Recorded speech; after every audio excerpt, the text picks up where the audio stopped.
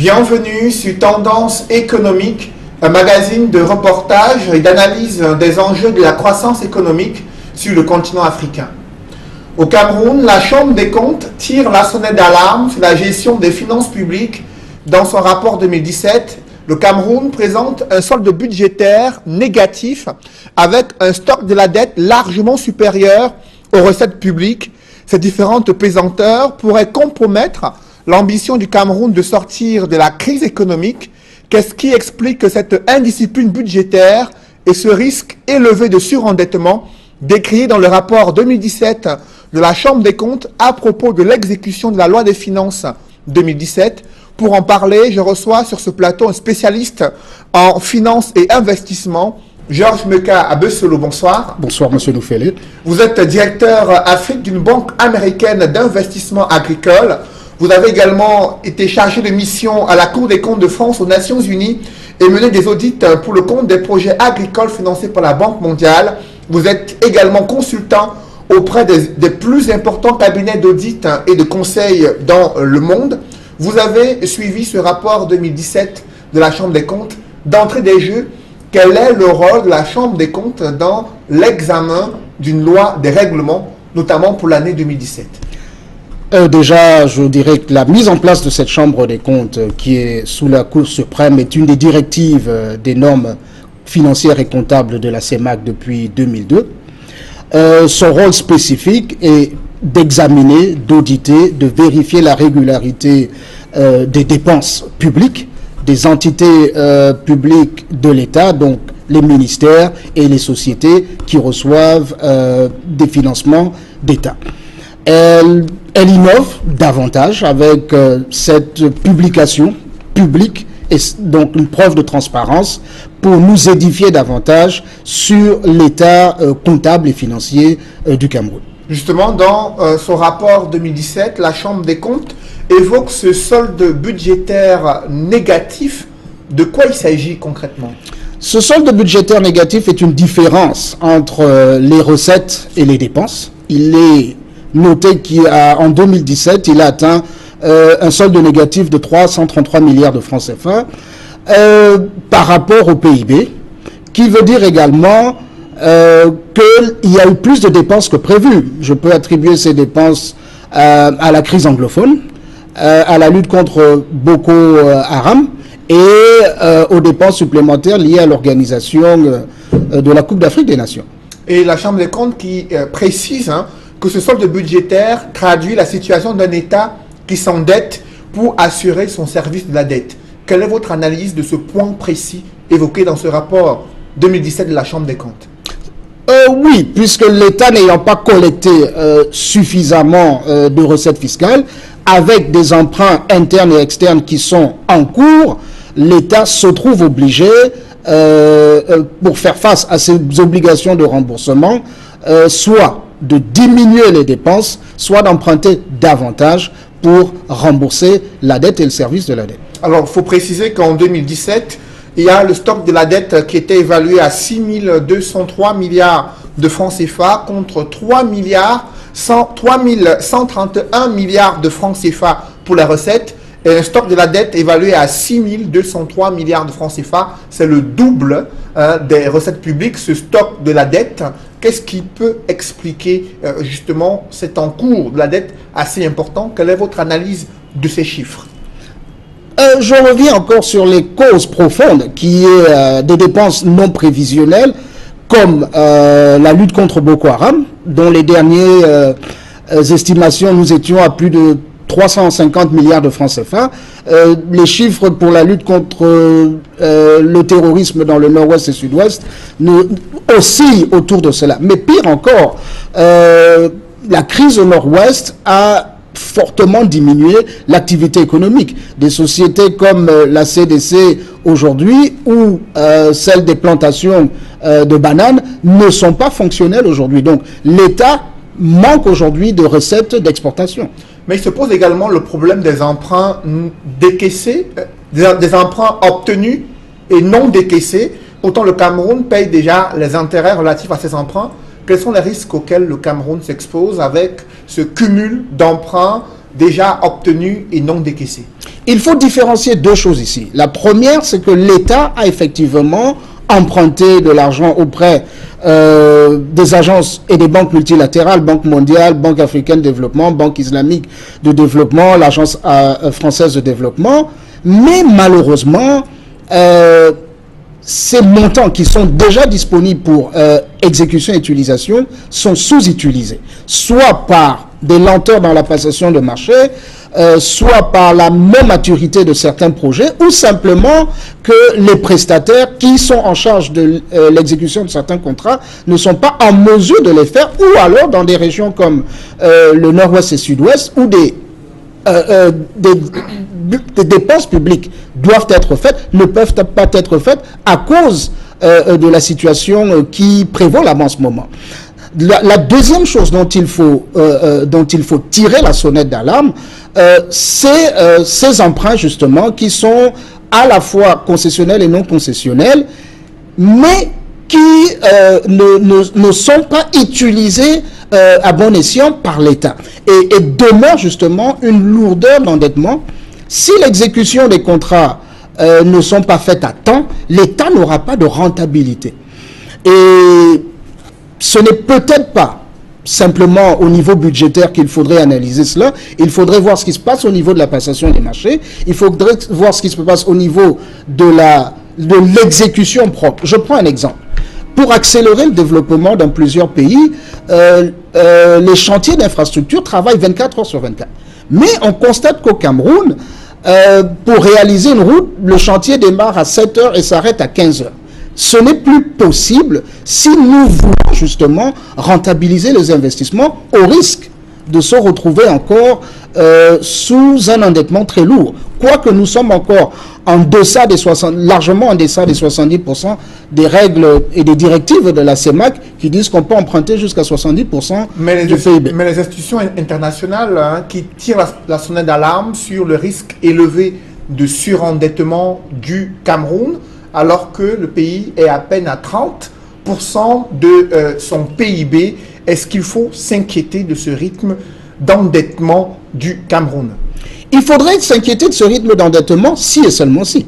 Si les chantiers, les grands chantiers, les grandes réalisations, barrages électriques durent avec des délais d'exécution plus que ne sont des délais prévus, il faudra s'inquiéter. Si nous ne pouvons pas produire sur le plan agricole et continuer d'importer à court et moyen terme, il faudra s'inquiéter. Donc, le gouvernement peut encore jouer un rôle très fort et spécifique pour accélérer justement la réalisation de grands projets en cours.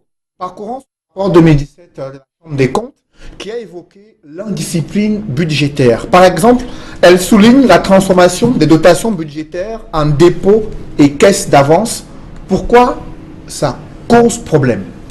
Ça cause problème parce que lorsqu'on met à disposition un budget, une dotation financière, le budget n'est peut-être pas déjà disponible ou alors c'est utilisé pour combler des dépenses antérieures. Vous avez plusieurs cas à cause de peut-être les tensions de trésorerie, une dotation qui est prévue pour une activité spécifique, mais l'activité a démarré avant justement la dotation de l'État. Ou donc les fonds qu'elle reçoit viennent simplement rembourser cela.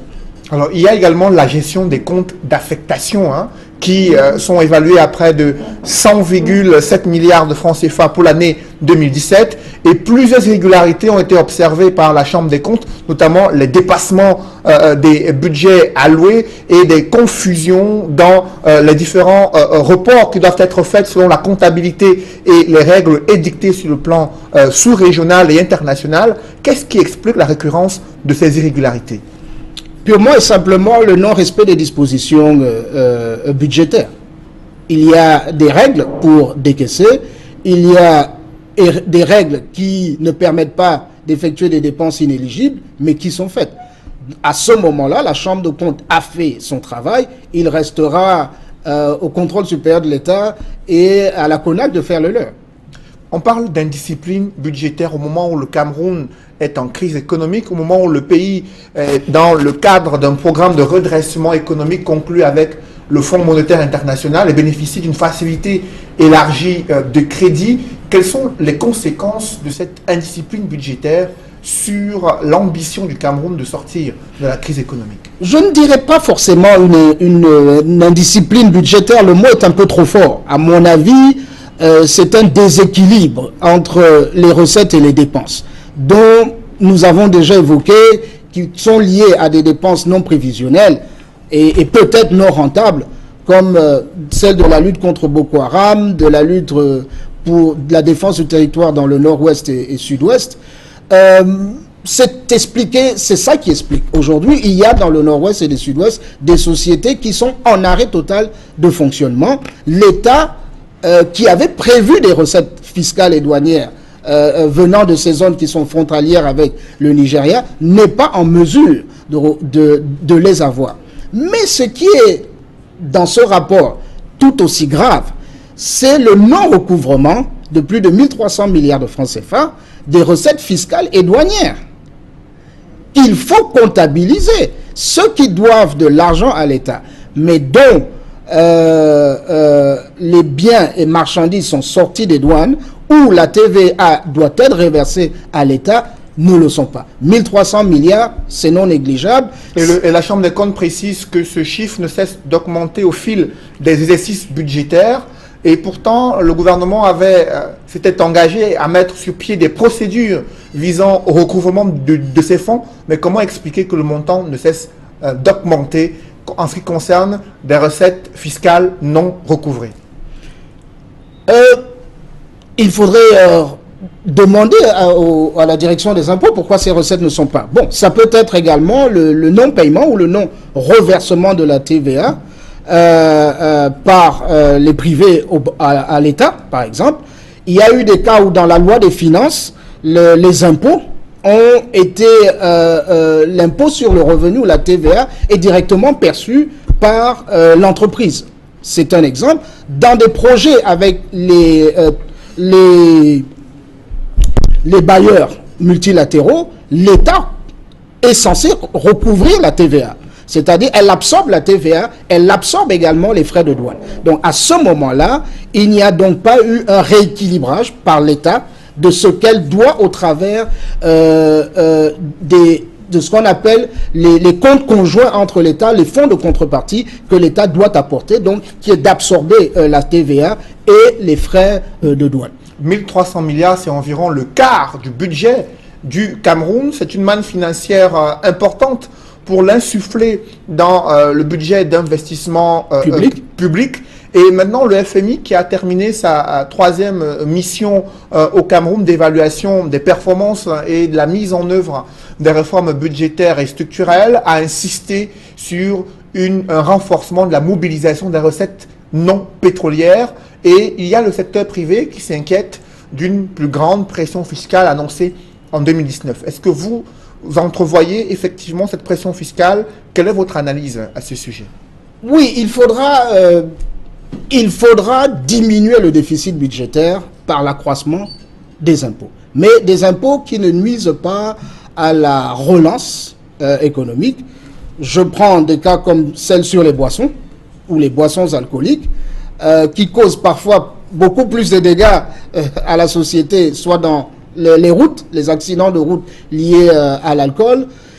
Un autre secteur qui est le secteur en pleine croissance, c'est le secteur du numérique. On pourrait également taxer l'utilisation de WhatsApp, l'utilisation de Facebook, comme ça se passe dans d'autres pays, l'utilisation des transactions financières mobiles également pourrait être taxée à raison de 0,5-0,75%. Et le FMI qui préconise également de maîtriser les dépenses courantes et limiter les procédures budgétaires exceptionnelles. De quoi il s'agit concrètement? Les dépenses courantes sont des dépenses de carburant, les dépenses d'organisation de séminaires et d'ateliers. On pourrait, si un ministère a 15 séminaires et ateliers prévus, on peut les ramener à 3 ateliers par an. si c'est financé sur le budget de l'État. D'autres dépenses qui peuvent être des dépenses liées à des calamités ou des dons sont faits à des réfugiés dans une situation précise. Mais à ce moment-là, l'État ne peut ne pas agir quand il y a de telles situations. Vous parlez là de la réduction du train de vie de l'État. Ça fait déjà plus d'1 an que le Cameroun est sous programme d'ajustement et de redressement économique avec le FMI. Le secteur privé a du mal à percevoir des signaux importants venant du gouvernement en ce qui concerne la réduction du train de vie de l'État afin de rediriger ses financements, ses économies vers des secteurs plus productifs. Non, il y a effectivement une rationalisation des dépenses dans le budget 2016-2017 et celui en cours de 2018. Certaines dépenses de carburant et de fonctionnement du budget de l'État pour certains ministères et entités ont effectivement été non ramenées à zéro, mais réduites. Alors, les autorités camerounaises ont dit au FMI qu'elles sont déterminées à adopter un plan pour valider et réduire les soldes non décaissés venant des emprunts extérieurs non performants. Que pensez-vous de cette initiative? C'est une très bonne initiative, mais il faudra absolument réorganiser les structures en charge de l'exécution de tels fonds. Des programmes dont je ne citerai peut-être pas les noms ici, mais qui reçoivent des financements de la Banque mondiale ou de la Banque africaine de développement, mais qui ont du mal à mettre en œuvre leurs activités, devraient avoir leur financement réduit ou limité. Il y a également, l'État a besoin de rationaliser ses dépenses. On n'a pas besoin d'une banque des PME, on a plutôt besoin d'un fonds de financement des PME. Les fonds d'investissement aujourd'hui ont des structures très légères, c'est maximum 15 à 20 personnes et qui passent leur temps à approuver des prêts sans forcément être une banque. Alors le gouvernement avait misé pourtant sur la banque des PME pour pouvoir faciliter l'accès au financement pour les petites et moyennes entreprises. 5 ans après la création de cette banque, le FMI fait savoir qu'elle est insolvable et qu'il faut restructurer. Comment en est-on arrivé à l'échec dans la gestion de cette banque? À des difficultés, peut-être pas un échec, mais des difficultés. La banque des PME arrive à un moment où les banques commerciales finançaient déjà suffisamment les petites et moyennes entreprises. Donc, elle arrive trop tard sur le marché et dans un marché déjà très compétitif. Ne pouvant pas s'engager sur des prêts à long terme, qui est censé être le rôle justement d'une banque des PME, elle a même eu du mal à trouver des clients, mais tout en continuant d'avoir des dépenses de fonctionnement d'une banque. Donc, tant qu'elle n'est pas fermée, ces dépenses de fonctionnement qui grèvent donc le budget d'investissement ou de prêts disponibles. Ne pouvant pas faire face uniquement à des prêts de long terme, mais à des prêts de court terme, certains qui sont allés prendre des prêts au cours à la banque des PME ne sont pas en mesure aujourd'hui de rembourser. C'est pourquoi il faudrait alléger. Aujourd'hui, aider les petites et moyennes entreprises demande une structure flexible et agile qui a des fonds, mais ne demande pas beaucoup de personnel ou un fonctionnement très lourd pour agir. Et c'est ce qui se passe aujourd'hui dans le monde entier. Vous avez des fonds d'investissement qui n'ont pas plus de 50 personnes, mais ont une capacité financière d'investir plus de 200 milliards de francs CFA. Vous avez évoqué les difficultés des PME à rembourser les crédits du fait des marchés qu'elles ont contractés auprès de l'État du Cameroun. Le FMI qui a exigé que la dette intérieure soit apurée. Il y a eu un premier décaissement, quelques-uns d'autres ont suivi, mais jusqu'ici, le secteur privé se plaint toujours que le gouvernement ne règle pas cette dette intérieure et on revient à ce cycle infernal d'endettement auquel le Cameroun s'expose. Comment faut-il en sortir? Il faudrait en sortir en diminuant fortement, rationalisant les dépenses, en diminuant fortement les dépenses de fonctionnement. Je prends un exemple. Pour être beaucoup plus précis, on n'a pas besoin d'acheter une 4x4, un véhicule neuf de 80 ou 60 millions. L'État peut acquérir des véhicules bien reconditionnés de 30 millions de francs CFA. C'est un exemple. Un autre exemple, ce serait de rationaliser les dépenses de carburant, ce serait de diminuer ces nombres de comités interminables qui reçoivent à la fois des per diem et des frais de déplacement, vont déjà diminuer. Il faudrait trouver une solution pour diminuer le déficit de 333 milliards. C'est de ça dont il est question. Il y a la question du paiement des factures de l'État, notamment les PME qui se plaignent depuis de nombreux mois d'avoir réalisé des marchés, d'avoir exécuté certains projets qu'ils ont été confiés par les différentes administrations publiques, mais les décaissements, après avoir réalisé les différents projets, tardent à se matérialiser et cela impacte sur le système financier, bancaire et même économique du Cameroun. Or, les dépenses qui seront économisées pourront servir justement à payer la dette intérieure de l'État. Et ça fait partie donc de la stratégie de rationalisation. Mais une autre innovation qu'on peut proposer à l'État qui se fait déjà ailleurs est soit la facturage, soit au bout de 60 jours, un syndicat de banque pourrait payer ces 10 prestataires. Si l'État ne peut pas payer en 60 ou 90 jours, un syndicat de banque, à travers un compte conjoint, paierait la facture de l'État, quitte à ce que entre le repaiement des TVA et d'autres compensations interbancaires entre l'État et les banques, ça limiterait. Mais au moins, ça permettrait la fluidité des liquidités dans le secteur productif de l'économie. Vous le savez, ce budget 2019 qui est attendu sera le tout premier budget du septennat des grandes opportunités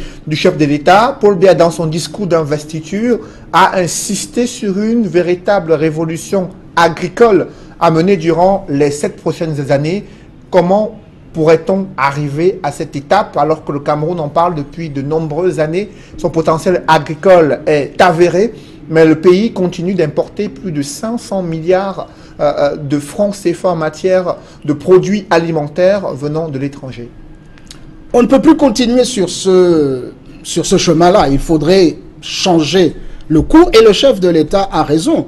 Et ce que je propose serait d'ores et déjà d'arrêter tous ces petits projets de développement de ceci, projets de développement secteur maïs, qui, au bout du compte, existent depuis pratiquement 30 ans, mais nous ne nous sommes pas permis justement d'atteindre l'autosuffisance. Il faudrait revenir vers les grandes sociétés de production agricole, telles que la Sodecao, une grande société de production de maïs. C'est elles qui nous ont permis dans les années 60 de passer de 0 à 300, 400 000 tonnes de production de café et de cacao. Parce qu'elles pouvaient avoir une économie d'échelle dans leur production. Elles pouvaient mieux manager la grande exploitation et atteindre des productivités qu'aujourd'hui le petit exploitant n'est pas en mesure de faire. Et comme le petit exploitant est dispersé dans toutes les 10 régions du Cameroun, obtenir la masse augmente les coûts de transport. Donc on ne peut pas continuer dans ce schéma. Il faut revenir, comme l'a maintenu la Côte d'Ivoire d'ailleurs, qui n'a pas totalement démantelé sa filière café cacao, qui fait qu'aujourd'hui elle est à plus d'1 million de tonnes, pareil pour le café, et aujourd'hui avec l'anacarde, parce que sa stratégie réside sur de grandes sociétés de production. Il y a aussi l'enjeu, la piste de la transformation agro-industrielle sur le plan local, et là encore se pose un problème de financement du secteur agricole. Une banque agricole avait été annoncée il y a près de 7 ans. Le projet n'est pas sorti de terre jusqu'à ce jour. Et ce sont des initiatives internationales qui soutiennent plus ou moins des exploitations agricoles au Cameroun. Dans mon rôle de directeur Afrique d'une banque d'investissement agricole, l'agroalimentaire et la transformation, la valeur ajoutée de la production agricole est nécessaire et incontournable pour le développement du Cameroun et de l'Afrique.